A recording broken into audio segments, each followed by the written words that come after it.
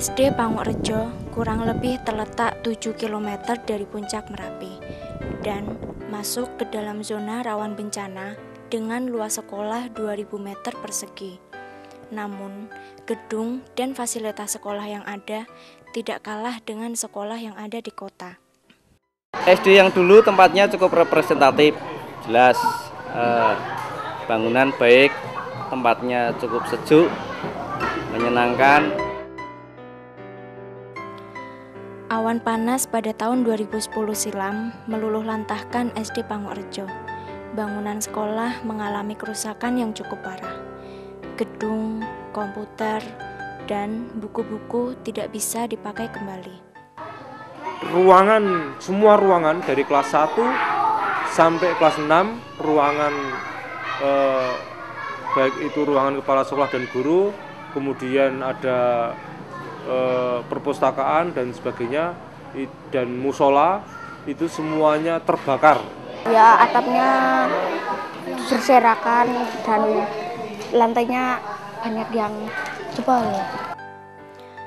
Semenjak terjadi erupsi Merapi pada tahun 2010, gedung SD Pangokrejo dipindahkan ke sekolah shelter di daerah Pelosok Kerep. Sebelum memiliki sekolah darurat, SD Pangokrejo menjalankan kegiatan belajar mengajar berpindah-pindah mulai dari tempat pengungsian yang berbeda-beda hingga musola. Ya, kalau sekarang takut kalau hujan itu. Takut kalau hujan ada angin. Kalau sekarang sudah alhamdulillah ini sudah komplit, sudah bisa apa-apa ada dari bantuan dari relawan banyak sekali, alhamdulillah itu bisa menambah kelancaran proses belajar mengajarnya. Mayoritas murid-murid tinggal di rumah shelter. Shelter yang jaraknya cukup jauh dari sekolah jika ditempuh dengan berjalan kaki. Tak bisa dipungkiri lagi, sekolah, rumah, dan seisinya hangus terbakar hingga menjadi arang yang rata dengan tanah. Begitu pula yang dialami oleh guru-guru. Mereka menjadi pengungsi yang mengurusi pengungsi. Namun, sebagai korban, semangat juang mereka demi menyelamatkan anak bangsa lebih besar daripada hanya menunggu ketidakpastian. Ya kan tinggal satu-satunya yang bisa aku lakukan kan memberi semangat kepada anak-anak, bisa menumbuhkan semangat saya juga. Itu tugas profesi. Tugasnya seorang pegawai negeri atau pelayan masyarakat adalah melayani masyarakat apapun situasinya. Selain keluarga, sekolah menjadi salah satu bagian terpenting untuk memulihkan psikologis anak-anak. Guru-guru tak berjuang sendirian. Para relawan ikut mendampingi.